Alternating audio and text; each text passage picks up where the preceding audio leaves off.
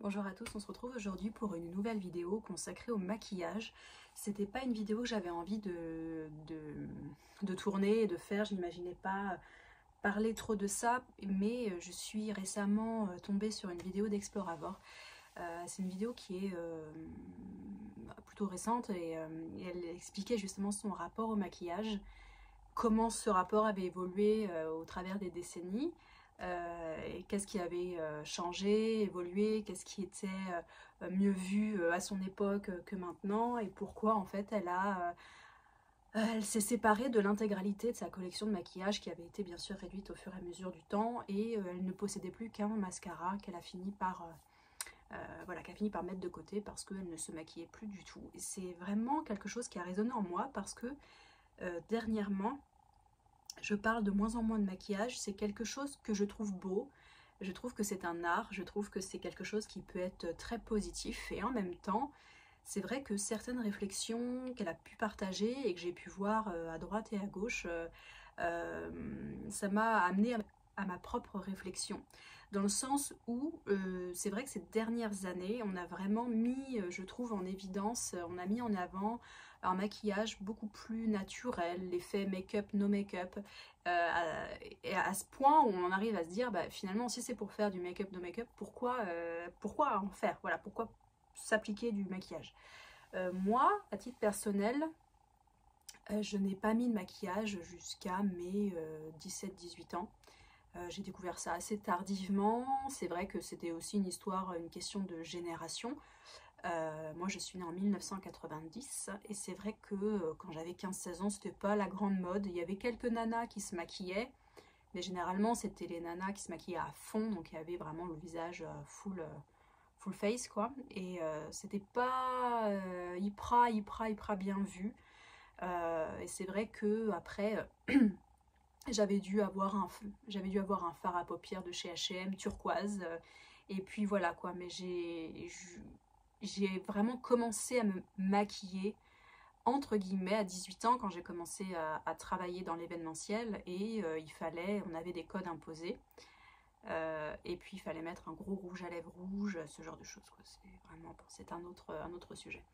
Et c'est vrai que je mettais le maquillage par obligation professionnelle, mais chez moi, c'était pas, je passais pas 20 minutes à me maquiller, j'ai jamais été trop comme ça, quoi. Et j'ai découvert le maquillage réellement quand j'avais 22 ou 23 ans, avec la marque ELF, je ne sais pas si elle existe encore, et je suivais, c'était la grande époque de YouTube, je suivais déjà des youtubeuses beauté que je suis encore aujourd'hui, donc le temps passe, c'était en 2012-2013. Et une fois, voilà, j'ai vu un tuto make-up avec ELF et j'ai acheté les produits et j'ai refait l'intégralité du maquillage. Et c'est vrai que ça m'a... J'ai le souvenir de m'être sentie pas déguisée, mais vraiment très apprêtée, et ça me correspondait pas. Mon rapport au maquillage a beaucoup évolué ces dernières années. Je me maquille pas tous les jours, je me suis jamais maquillée tous les jours, et c'est vraiment avec l'apogée d'Instagram, avec la découverte de certains comptes qui m'ont permis de prendre confiance en moi par rapport au maquillage et surtout à apprendre à se sublimer. En revanche, je suis d'accord avec Alicia de la chaîne Exploravor qui explique que dans le fait de se sublimer et d'aller vers une communication positive, on va quand même avoir un message en filigrane très caché du fait qu'on ne se suffit pas à soi-même, et que si on a besoin de quelque chose pour se sublimer, eh bien ça devient quelque chose de factice et quelque chose d'anti-naturel. Je pense qu'on a tous nos défauts, tous et toutes nos défauts qui peuvent être très différents les uns des autres, beaucoup de complexes qui ont été soit générés dans la jeune enfance et l'adolescence, soit des complexes qui sont nés plus tardivement avec l'apogée des réseaux sociaux. Je pense qu'on a tous un rapport assez complexe à tout ça, quelque chose un peu de subconscient. Je pense que ça dépend peut-être aussi de savoir si voilà, notre mère se maquillait, est-ce qu'elle était vraiment très apprêtée ou au contraire plutôt naturelle, et du coup on n'a pas grandi dans cette éducation et dans cet environnement. Est-ce que c'est quelque chose qu'on a été découvrir par soi-même, ou est-ce qu'on a eu des sœurs, des cousines qui nous ont initiés à tout ça? Il y a beaucoup de choses à en prendre en compte, et aujourd'hui je me retrouve à 33 ans, bientôt 34. On se retrouve en fait face à ça et avec l'apogée des réseaux sociaux, de voir la quantité de maquillage que j'ai accumulé, que j'ai reçu en cadeau, que voilà, que je possède aujourd'hui, qui est chez moi. Et c'est vrai qu'on se dit, non seulement en termes de tenue dans la durée, le maquillage, c'est contrairement aux soins, c'est quelque chose qui peuvent se garder des années.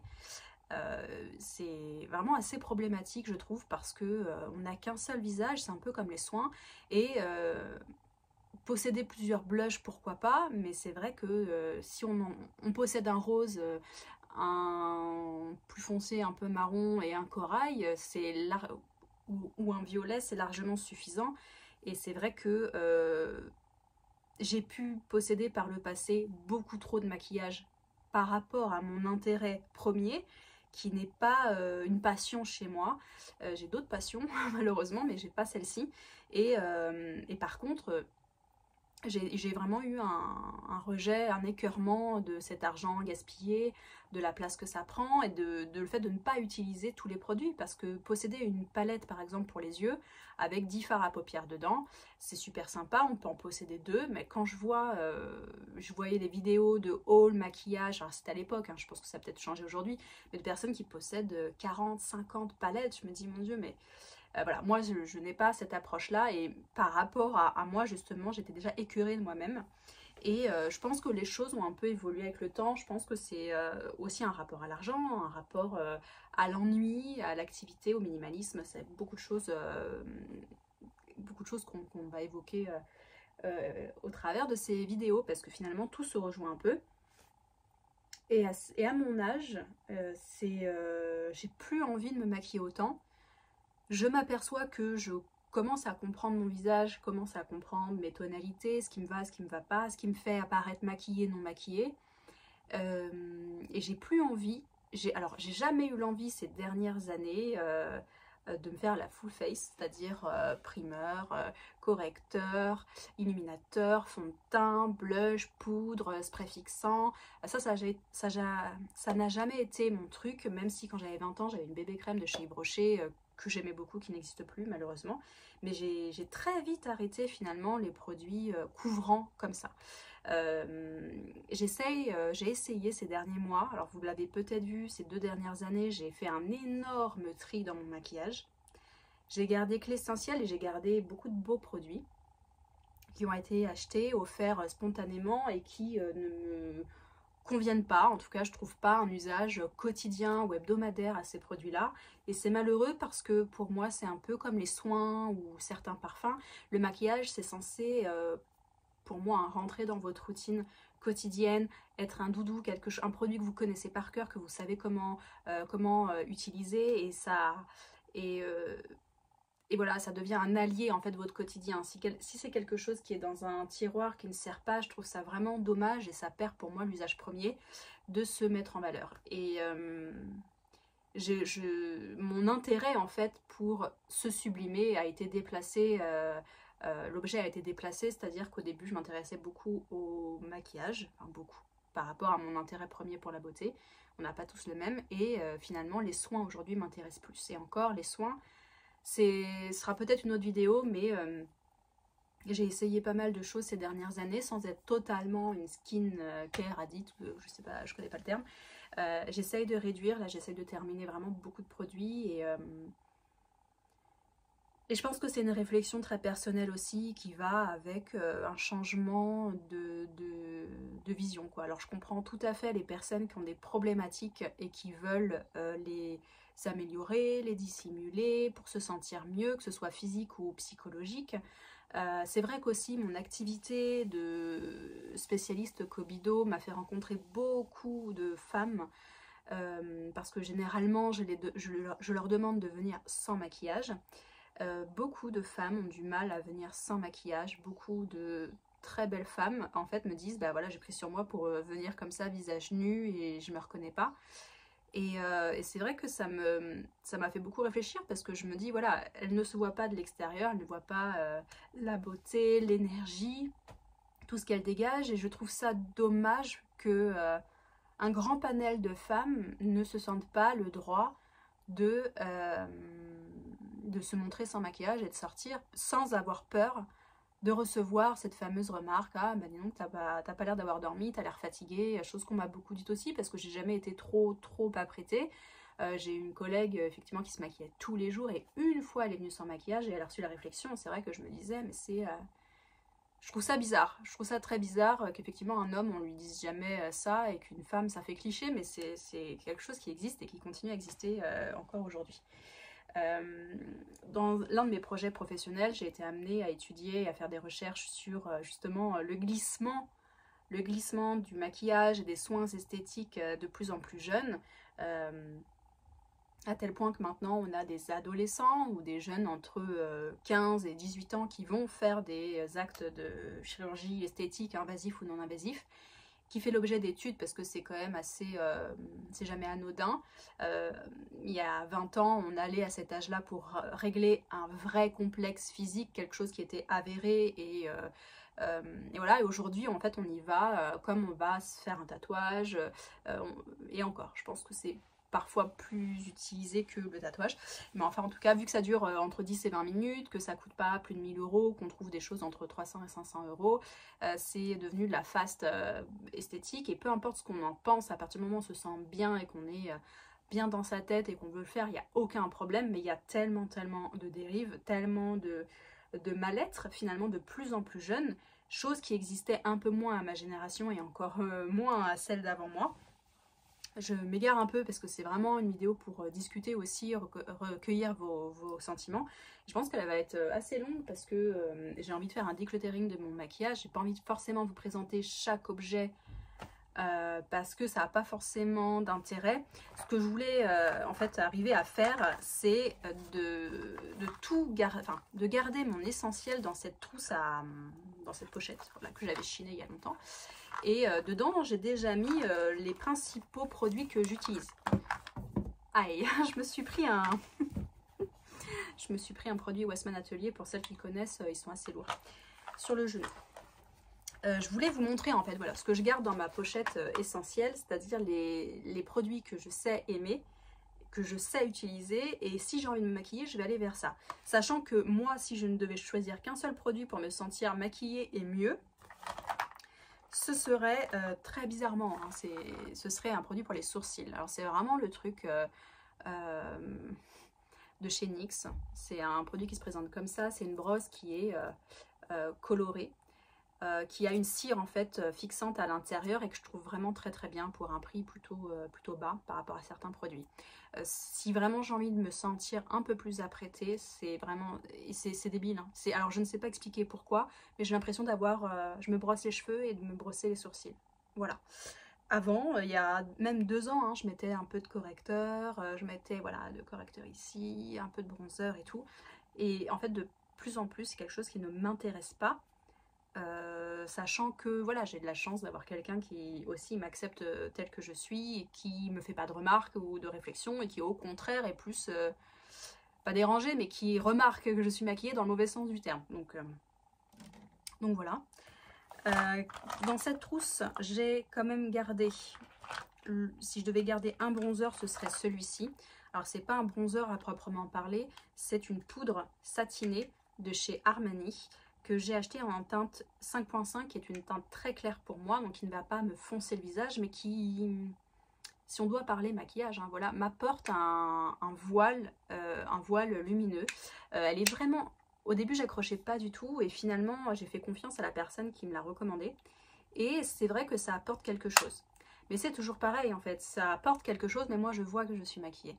Donc ça peut être sympa de manière occasionnelle, quand on a un petit peu bronzé, quand arrive l'été et tout, ou pour une journée où on a envie de se maquiller. Mais c'est pas, je sais pas, c'est pas un truc qui me motive des masses. J'ai un produit Westman Atelier, c'est un illuminateur que j'ai en peau de rosée. Je l'ai un petit peu creusé, vous le voyez. Alors à la base c'est un illuminateur, moi je l'utilise en anti-cerne, parce que je trouve que ça illumine un peu le visage, ça ne fait pas plâtrer. On peut aussi s'en mettre sur tout le visage avec sa crème hydratante. C'est un produit qui est multi-usage et voilà, je pense que ces trois produits-là, ce serait vraiment mes essentiels, quoi. Voilà, il manque peut-être un blush ou que sais-je. Hein. Et en fait, je m'aperçois en reprenant cette trousse que tout n'est absolument pas essentiel. Comme par exemple ce mascara, qui est un mascara soin de chez M Skincare, qui est brun noir. Et il est très bien, hein, il se démaquille à l'eau tiède, donc pas besoin d'y aller comme une bourrine, mais c'est vrai que le mascara, j'en mets pas. J'en mets pas parce que ça me gêne, c'est pas quelque chose que j'apprécie mettre. Je trouve que ça, l'effort que ça me demande, entre guillemets, de déjà les rehausser, bien appliquer dans l'huile surplus et tout, ne vaut pas le coup pour moi. Donc voilà, même si je devais choisir un mascara, je choisirais celui-ci. Si je devais me maquiller les yeux, je pense que mon indispensable ce serait celui-ci. C'est un crayon Victoria Beckham qui est très bien, hein. Je vous l'ai déjà montré plusieurs fois. C'est la teinte Golden Quartz, il me semble. Smoky Quartz. Et c'est vraiment un joli bronze métallisé qui est parfait pour la couleur de mes yeux, qui est assez discret, qu'on peut moduler si vous voulez un effet un peu plus prononcé ou quoi. Donc ça c'est vraiment pour moi un essentiel effectivement, mais bon encore une fois je me maquille peut-être 2 fois par semaine et encore c'est pas gagné. Quelque chose qui n'est pas du tout un essentiel, c'est un crayon pour les lèvres, c'est le Pillow Talk de chez Charlotte Tilbury qui est l'exacte couleur de mes lèvres. Mais encore une fois c'est vrai que c'est un très bon produit mais c'est pas quelque chose que j'utilise. Et je trouve que voilà, en confort c'est pas fou, ça dessèche les lèvres, sachant que j'ai déjà du mal à trouver des baumes au quotidien qui me correspondent. Bon, j'ai un pinceau et un taille-crayon, donc voilà, ça fait beaucoup de babiole en fait, je trouve. Un autre taille-crayon pour les crayons jumbo. Si je devais choisir un blush, je choisirais celui-ci que j'ai beaucoup porté l'année dernière. C'est une mousse de rouge de chez Yolène en teinte hortense qui est très bien, qui est un rouge un peu brique, un peu violet. Qu'on peut mettre sur les paupières, sur la lèvre et tout ça, donc ça c'est un très bon produit. J'ai 3 produits pour les yeux, 4 produits pour les yeux, ouais n'importe quoi. J'ai un jumbo marron de chez Charlotte Tilbury qui est très bien, mais bon je trouve que ça fait double effet avec le Victoria Beckham. J'ai ce produit là de chez Violette que j'aime beaucoup pour être un peu plus visible, un peu plus festif, qui est le Scarabée d'or, qui est très bien, mais ouais, c'est pareil, voilà, c'est pareil. C'est pénible à démaquiller. J'ai un produit que je traîne depuis des années de chez Fenty Beauty, c'est le Diamond Bomb Fenty Glow. Alors je sais pas ce que c'est un voile effet diamant. Alors je sais pas du tout quel est le but initial de ce produit. C'est un produit que j'aime beaucoup parce qu'il dépose effectivement un voile pailleté, un peu effet mouillé. Moi je l'utilise sur mes paupières mobiles. Je trouve que voilà, si on fait juste un petit effet sans mettre un crayon, sans mettre un fard à paupières et tout ça, ça fait juste un petit effet sympa. Ça fait au moins 3-4 ans que j'ai ce produit. Encore un fard à paupières de chez Westman Atelier. J'ai eu une grande période fard orangé. Et celui-ci, c'est le tabac. Il est vraiment magnifique. Il apporte une couleur beige légèrement orangée sur les paupières. Ça dépend bien évidemment de votre teint de peau. Moi, c'est quelque chose qui me correspond et je l'utilise avec un gros pinceau comme ça, un peu dur. Il s'étale très très bien. Et en fait, moi, j'aime beaucoup les choses qu'on applique, qu'on va étirer un peu, mais il n'y a pas besoin vraiment d'y aller dans le détail. Moi j'utilise souvent mes doigts ou alors un gros pinceau, je déborde sur la paupière parce que c'est ce que je trouve qui fait naturel aussi. Quand c'est des choses vraiment bien arquées et tout, je n'aime pas du tout. C'est quand même un essentiel, mais c'est pas un truc que j'utilise tous les jours. Une palette, voilà, typiquement qui n'est pas du tout essentielle, qui est encombrante, qui est très bien, mais par rapport à ce que j'en fais, ça ne me correspond pas, c'est la palette rouge. Les filles en rouge, et c'est la Chaleur. Ce sont de très beaux rouges à lèvres, hein. Franchement, je l'ai un peu utilisé, on fait des mix, mais en fait le rouge, plus ça va, plus je n'utilise pas de rouge à lèvres. J'utilise beaucoup de baume à lèvres, voire des baumes à lèvres teintés, et ça m'amène en fait à vous montrer voilà ce que je ne vais pas garder, ce que je vais mettre de côté, malheureusement, parce que je les ai quand même un peu essayés, mais bon voilà. Par exemple pour les lèvres, il y a ces produits là.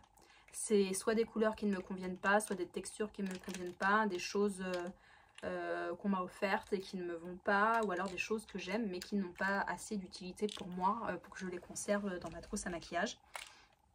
Premier produit, c'est un rouge à lèvres de chez Sephora, qui est une imitation de je sais plus quoi, d'un Armani certainement. Et c'est une couleur qui est violette. Celui-là, je crois que c'est moi qui l'ai acheté. Et en fait, voilà, avec 6 mois plus tard, je me dis, mais pourquoi j'ai acheté ce truc-là? Pourquoi?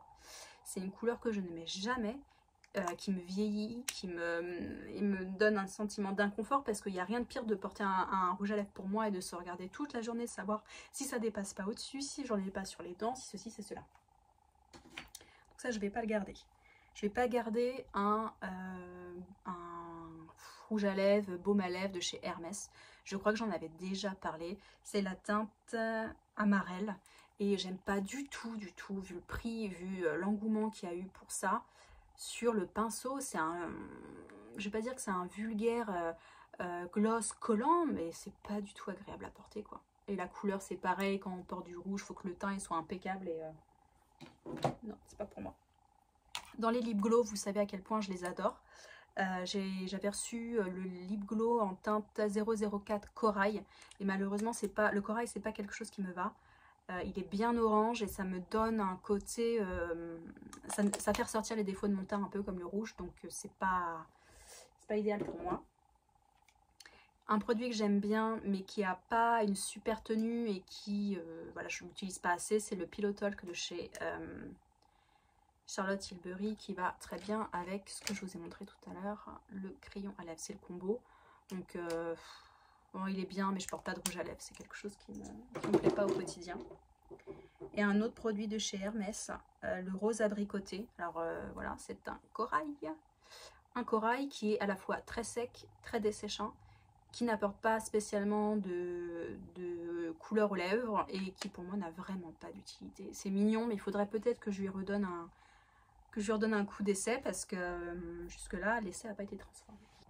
Ensuite, quelque chose que je n'utilise pas assez, c'est la cire pour les sourcils de chez Anastasia. C'est une cire qui est alors méga efficace, mais bon, vous voyez, je l'ai quand même pas mal utilisée. Trop compliqué à utiliser, il faut faire deux manœuvres, on peut pas le faire voilà, dans la voiture, quoi. Faut sortir ça, faut le faire là, comme ça, machin, après il faut faire... C'est trop compliqué, donc c'est pour ça que si je peux passer de 2 ou 3 ustensiles, éléments à un seul qui est un tout en un, cire, couleur et puis brosse, et bah voilà, c'est gain de temps, gain d'énergie, et c'est pour un même résultat beaucoup moins cher. Voilà.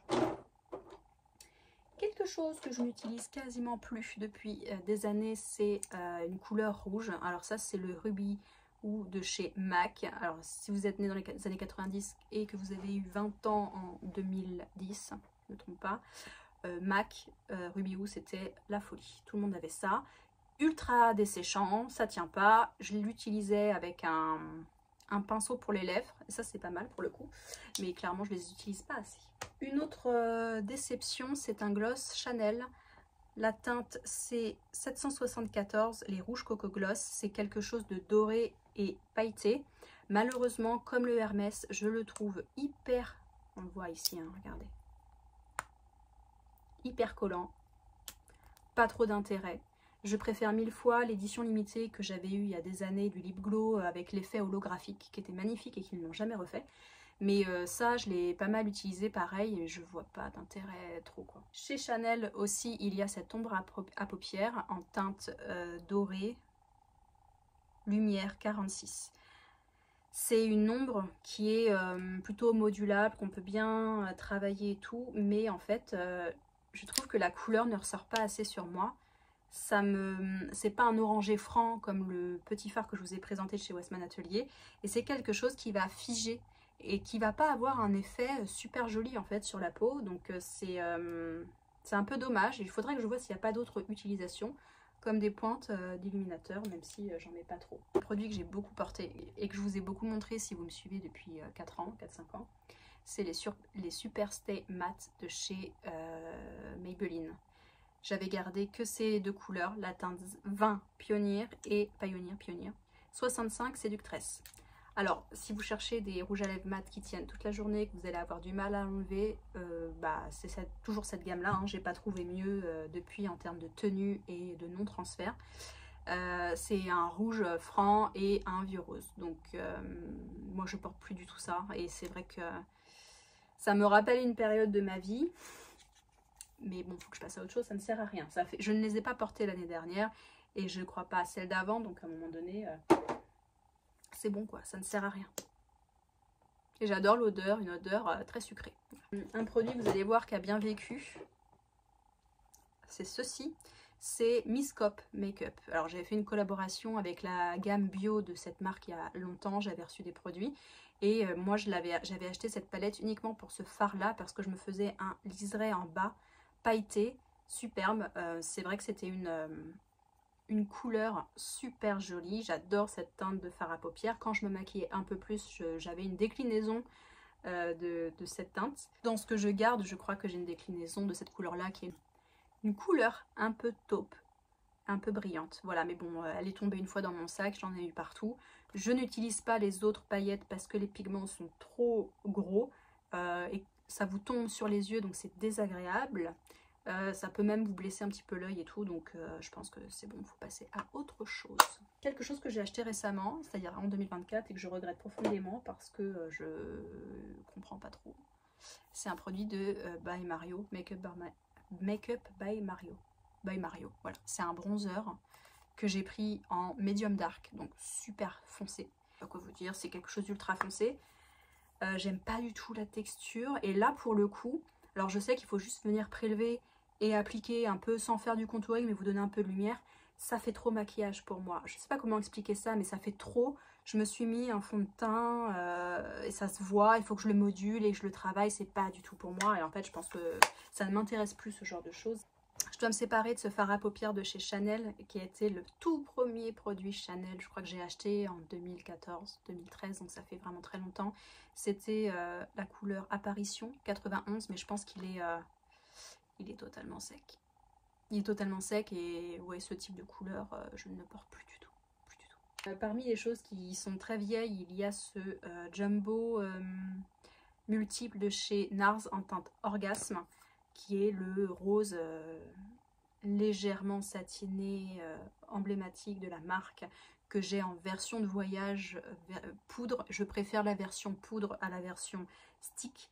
Les pigments en fait se figent sur la peau et se voient, alors que la poudre en fait on peut vraiment l'étirer et faire quelque chose de plus naturel. Donc ce produit n'est pas pour moi. J'ai reçu en cadeau, je ne sais plus où, mais un stick Ilia multi-usage qui s'appelle le Lady Bird. Bon, j'aime beaucoup le packaging et tout, c'est en plus du maquillage green donc c'est très intéressant. J'ai eu pas mal de produits Ilia si vous me suivez depuis longtemps et j'en ai terminé pas mal. En fait cette couleur je pensais que ça m'irait très bien parce que c'est un vieux rose et ça fait partie de mes produits préférés. Sauf qu'en fait elle est trop translucide et ça me donne juste un effet glow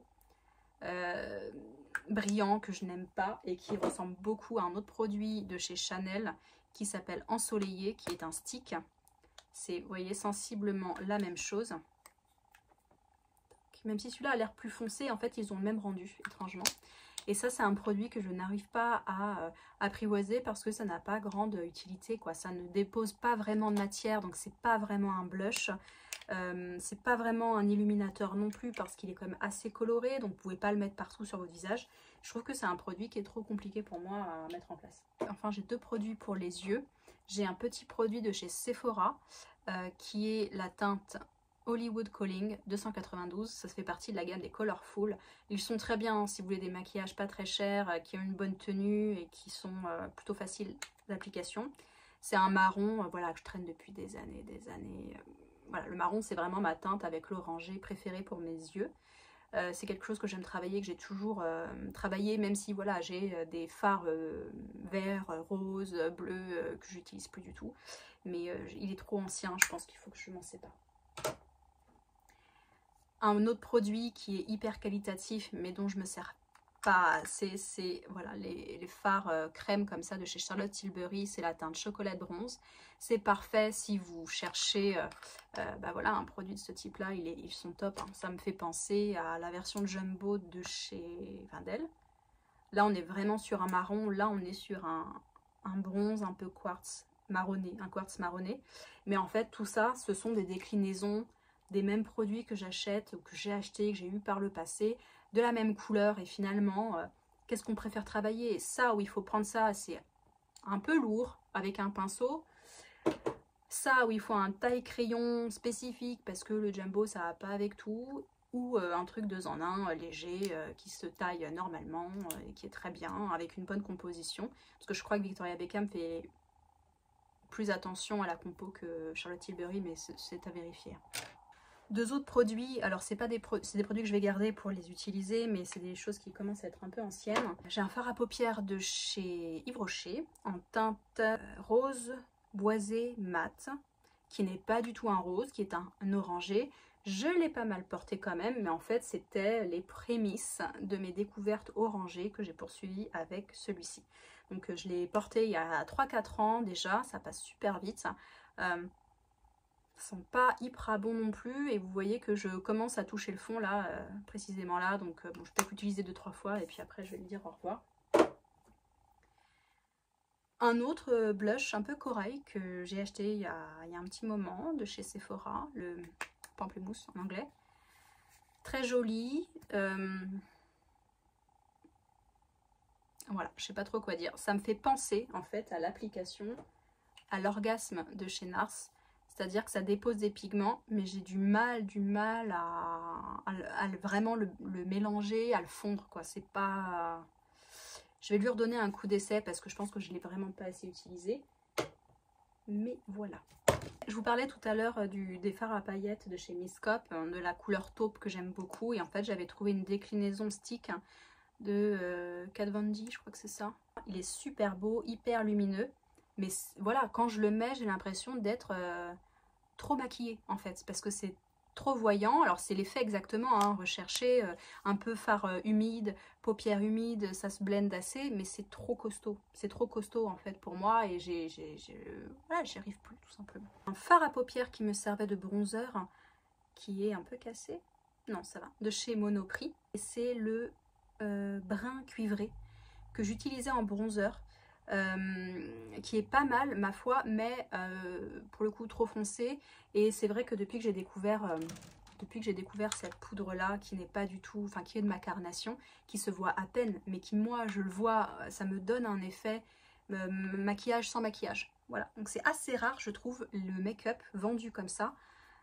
Et qui a vraiment cet effet là, parce que si on n'aime pas avoir la sensation du visage déjà où on a 4 couches de soins en plus du maquillage, bah ça vraiment ça se voit quoi, ça se voit, et c'est trop costaud pour moi, donc voilà. Puis bon, je l'ai quand même pas mal utilisé, ça commence à dater, donc ça me fait, c'est tous ces petits trucs comme ça là qui traînent, ça je vais les jeter. Après voilà, j'ai 2 palettes, j'ai gardé 2 palettes pour les yeux, mais c'est plus, je les ai gardées émotionnellement que par usage.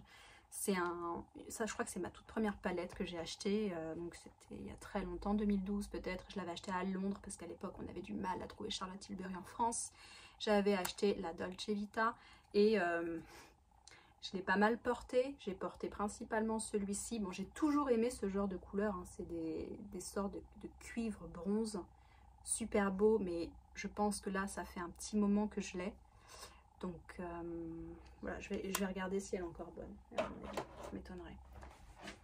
Après, j'ai un autre mascara marron de chez Chanel.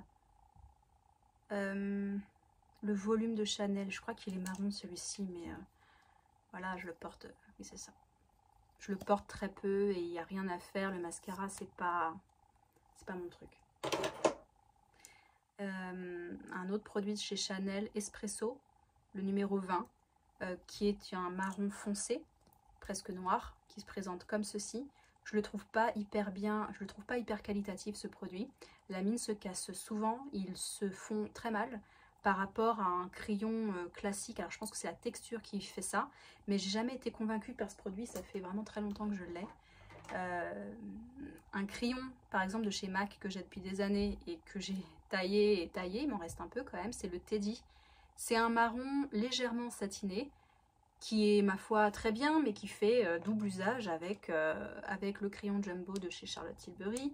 sachant que je ne me fais plus de smokey eye depuis très longtemps, que je vais pas vraiment me mettre un trait marron sur les yeux, donc c'est quelque chose qu'on garde en fait au cas où. Mais déjà, si je peux me séparer d'un des deux et de ne garder qu'un seul produit par usage, ce serait déjà pas mal. Pour continuer dans les yeux, j'ai 3 autres produits. J'ai un produit Dior argenté, où je faisais l'arc de Cupidon, un peu le coin interne de l'œil, dans mes maquillages les plus sophistiqués. Quelque chose que j'aime bien, qui a une jolie couleur, donc comme c'est quelque chose qui est... Je vais réfléchir, je vais le mettre de côté parce que en termes d'usage, je suis pas sûre. Celui-ci c'est un Sephora Purple Disco 61. Alors si vous cherchez des crayons qui tiennent toute la journée, que vous aurez du mal à démaquiller, allez dans cette gamme là. C'est la gamme 12 heures Colorful. C'est un violet assez franc. C'est un violet assez franc qui se voit. C'est quelque chose, pareil, ça fait ressortir les défauts de mon teint. Parce que ça peut rendre les yeux rouges ou voilà, ça fait ressortir les rougeurs et c'est pas à réfléchir vu l'utilité. Et j'ai un crayon Jumbo Gras Coresse, le numéro 29. Ça s'appelle le Twist Eyeshadow et c'est quelque chose que j'ai pas assez porté à mon goût parce que ça se voit pas en fait.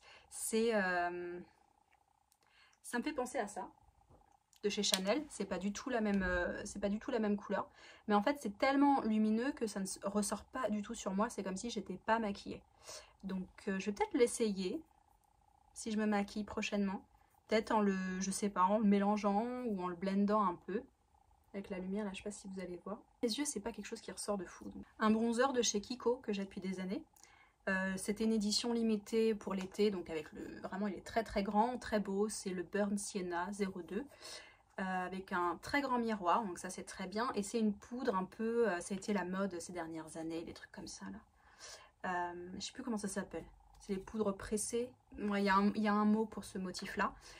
Il est hyper voyant par contre, c'est un effet qui était très similaire, très similaire à celui de Monoprix, plus pratique à transporter, celui de Monoprix avec peut-être moins de reflets. Mais celui-là en fait il était si vous mettez ça sur une peau pas du tout bronzée, vous allez vous dire ouais, je suis partie au soleil quoi. Ce serait un crève-cœur de m'en séparer parce que je l'ai quand même pas mal porté. Je vois pas encore le fond, mais c'est vrai que c'est un truc qui est pas cher et qui avait vraiment une grosse utilité quoi. Ça me fait penser aux grosses poudres bronzantes Sephora qui étaient à la mode voilà, quand j'avais 20 ans. C'était les premiers gros formats. Voilà ce que je peux vous dire. Et puis un dernier, après je vais arrêter parce que sinon la vidéo va être trop longue. C'est ce produit Charlotte Tilbury. Vous avez vu qu'il est quand même un peu abîmé. C'était la teinte 02. Je crois que c'est un des produits que je vous ai le plus présenté sur mon compte Instagram. C'est une sorte de correcteur tout dégoûtant. Pour le coup il est assez ancien et c'est en fait quelque chose d'assez beige, d'assez orangé qu'on va venir poser. Je vais essayer de vous montrer un... Je vais essayer d'en mettre aujourd'hui. En fait on prélève comme ça au doigt. Alors, je sais pas là du tout. Ça va venir en fait neutraliser la couleur du cerne qui moi chez moi en fait s'aggrave avec le temps parce que je suis de plus en plus fatiguée. Et je sais pas si vous allez voir en fait déjà entre les deux. Alors j'ai pas de miroir mais et ce qui m'agace un peu avec ce produit entre guillemets hein, c'est qu'il faut après camoufler la couleur un peu orangée en mettant un illuminateur ou en mettant un autre produit et voilà, je l'ai beaucoup porté parce que c'est vrai que ce qui me complexait le plus, ou en tout cas que j'estimais terminer mon teint, c'était mes sourcils et mettre une petite chose un peu illuminatrice sous l'œil quoi. Mais vous voyez, c'est imperceptible, en tout cas ça rend bien la caméra. Et là on voit que ma poche est un peu plus creusée quoi. Vous voyez, bon, c'est pas flagrant non plus, mais après mettre ce genre de texture un peu épaisse quand ça a passé les 3-4 ans, je suis pas fan. Parce que pour moi, il y a vraiment des risques, entre guillemets, hein, gros guillemets, des petits risques. Si on fait une très bonne skincare et qu'après on se met un truc qui est périmé, bah ça annule un peu, ça aggrave et ça annule le côté skincare addict en fait. Donc c'est pas... Mais vous voyez, là je me vois en fait dans la petite glace et je vois en fait la texture. Et c'est quelque chose qui me dérange maintenant quoi.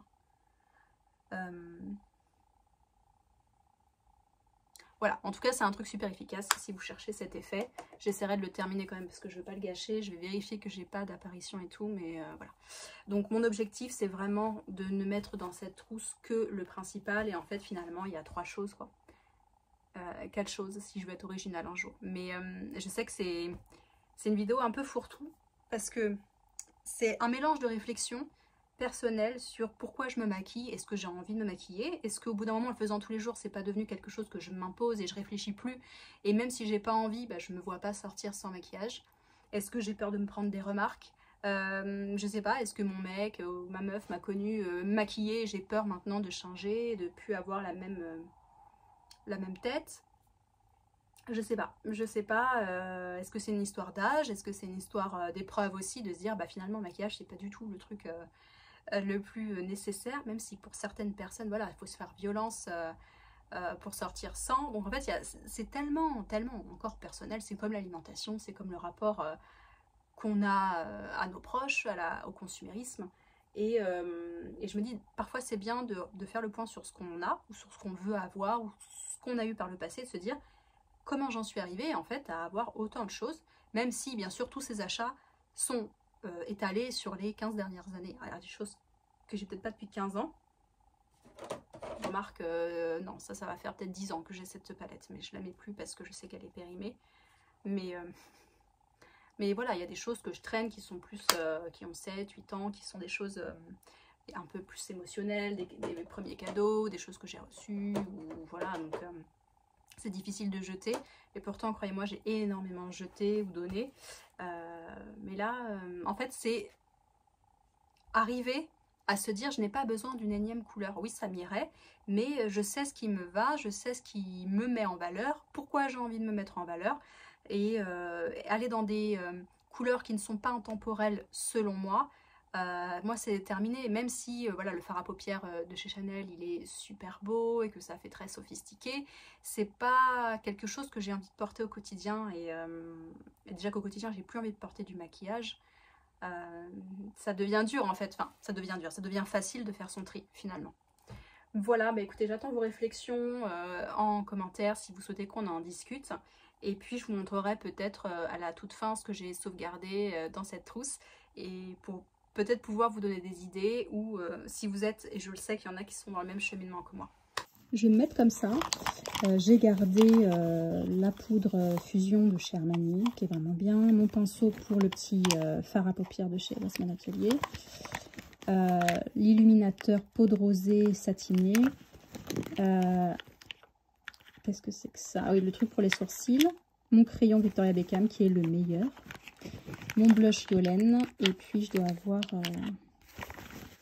Ah, c'est tout. Voilà, c'est déjà pas mal. Normalement, ça devrait me suffire en fait. Pour l'usage que j'en fais, pour la vision que j'ai du maquillage aujourd'hui. Donc voilà, mon objectif en fait c'est vraiment de réduire sans gâcher. Donc je vais voir, je vais essayer de faire un roulement. Et pour me sortir un peu de cette situation où ça m'oppresse un petit peu quand même. Je vous dis à bientôt pour une prochaine vidéo. Ciao!